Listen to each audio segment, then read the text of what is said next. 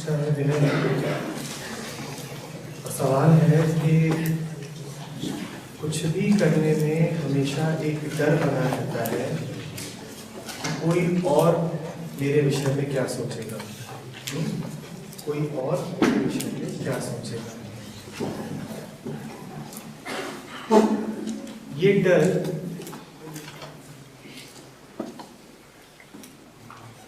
सिर्फ कुछ स्थितियों में नहीं होता हमारे जीवन में।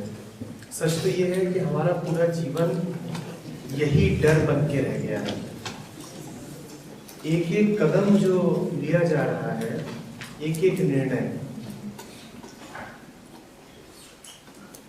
वो दूसरों के प्रभाव में ही लिया जा रहा है, दूसरों के डर में ही लिया जा रहा है। क्यों डर रहे हैं, वजह को जानना होगा। ध्यान देंगे तो बिल्कुल स्पष्ट हो जाएगी बात।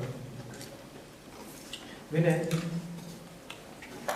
जो कुछ भी तुम अपना समझते हो वो तुम्हें दूसरों ने दिया है, वो बाहर से आया है। जो कुछ भी है तुम्हारे जीवन में जिसे तुमने अपना मान रखा है,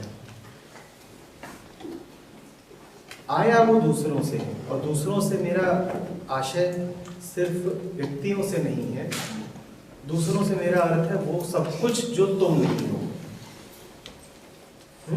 दूसरा जब मैं कहता हूं तो दूसरा से मेरा अभिप्राय है वो सब कुछ जो तुम नहीं हो। वो कोई समय हो सकता है, कोई स्थिति हो सकती है, कोई व्यक्ति हो सकता है या कुछ और। जब मेरा सब कुछ दूसरे से आया है तो दूसरा उसे वापस भी ले जा सकता है।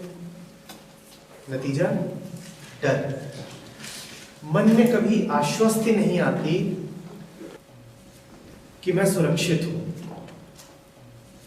मन में एक खटका बना रहता है कि कहीं जो मेरा है, जिसे मैं अपना समझता हूं, कहीं वो चला ना जाए। इसी विचार का नाम कि मेरा कुछ है जो खो जाएगा, यही विचार कि मेरा कुछ है जो खो जाएगा, इसी विचार का नाम डर है। डर क्या है, ठीक समझ में आया? डर है ये विचार कि मेरे पास कुछ है जो हो सकता है, मुझसे दूर हो सकता है। दिक्कत उसमें ये है कि जो भी कुछ तुम्हारे पास है, मैं दोहरा रहा हूं, वो बाहर से आया है। जो कुछ भी तुमने अपना जाना है वो बाहर से आया है। नतीजतन मन हमेशा डरा हुआ रहेगा, क्योंकि जो बाहर से आया है, जो समय से आया है, जो स्थिति से आया है, जो दूसरे व्यक्ति से आया है, वो निश्चित रूप से समय, स्थिति और दूसरा व्यक्ति ही वापस भी ले जा सकते हैं। एक उदाहरण लेते हैं। कोई आता है और तुमसे कहता है कि तुम बहुत बुद्धिमान हो। ठीक, कोई आया, उसने तुमसे कहा विनय तुम बहुत बुद्धिमान हो, और ये वाक्य विनय के मन में इन शब्दों में बैठा कि मैं बुद्धिमान हूं। उसने कहा विनय तुम बुद्धिमान हो, और विनय ने कहा कि मैं बुद्धिमान हूं। विनय ने कैसे कहा मैं बुद्धिमान हूं? क्योंकि उसने बताया कि तुम बुद्धिमान हो। अब जब उसने तुमको बोला कि तुम बुद्धिमान हो और तुम मान गए, तो तुम अब उस पर निर्भर हो गए। अब तुम्हारे मन में ये आशंका भी आएगी कि कहीं वो ये ना कह दे कल को कि तुम मूर्ख हो। क्योंकि जब तुमने अपने आप को बुद्धिमान माना उसके कहने से, तो तुम्हें अपने आप को मूर्ख भी मानना ही पड़ेगा उसके कहने से। दरवाजे खुल गए, अब कुछ भी अंदर आ सकता है। बात समझ में आ रही है? Yes sir. तुम्हारी अपने बारे में भी जो अवधारणा है वो तुमने किसी और से पाई है। नतीजा डर। दूसरों ने तुमको संरक्षण दिया तो मन में डर रहेगा कि संरक्षण छिन न जाए, क्योंकि दूसरे का दिया हुआ है। तुम्हारा सब कुछ बाहर से आया हुआ है, तुम्हारी अपनी समझ से नहीं। और जो कुछ भी बाहर से आया है उसको लेकर के मन में एक आशंका बनी ही रहेगी। समय ने दिया है, समय छीन भी सकता है। तुम्हें सारा नाम दूसरों ने दिया है, इसीलिए तुम्हें ये आशंका रहती है कि वो नाम मेरा कहीं छिन ना जाए। दूसरों ने दिया है, दूसरे छीन भी सकते हैं। जो तुम्हारा अपना हो उसको लेके क्या डर हो सकता है? जो तुम हो ही वो तुमसे छीन कौन सकता है? उसको लेके तुम डरोगे नहीं, कभी कभी नहीं डरोगे।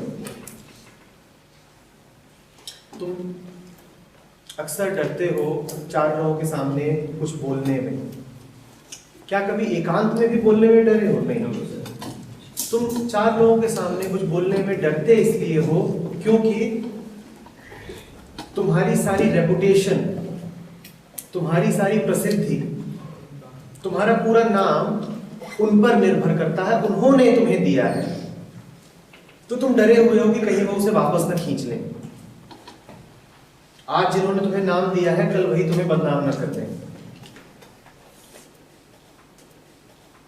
इसीलिए डर। देखो तुम कि तुमने अपने आप को भी दूसरों की नजरों में जाना है, अपनी नजरों में नहीं। तुम्हारा अपना जो पूरा सेल्फ कॉन्सेप्ट है, अपनी जो पूरी छवि है तुम्हारी, वो तुम्हारी छवि है ही नहीं। वो तुम देखते हो कि दूसरा क्या सोच रहा है मेरे विषय में और तुम उसी को आत्मसात कर लेते हो। तुम स्वयं को खुद नहीं जानते। समझ रहे हो बात को? दूसरे ने कह दिया कि तुम भले, और अगर 5 लोग तुमसे बोल दें एक के बाद एक कि तुम बड़े अच्छे हो, तो तुमको लगता है अच्छा ही होऊंगा इसीलिए कह रहे हैं। और किसी दिन अगर 10 लोग आके एक के बाद एक बोल दें कि बड़े बेहुदे हो, तो तुम्हें शक पैदा हो जाता है कि होऊंगा ही शायद बेहुदा, नहीं तो इतने लोग कैसे कहते हैं। जो कुछ भी दूसरे से मिलेगा उसके विषय में तुम सदा सशंकित रहोगे। जो कुछ भी तुम्हें किसी और से मिलेगा उसको लेकर के हमेशा एक चिंता बनी रहेगी। समझ रहे हो? बस यही कारण है डर का। तो डर कैसे जाएगा? जब ये जान लोगे कि जो छिन सकता है वो तो वैसे भी मेरा था ही नहीं, और जो मेरा है वो छिन नहीं सकता।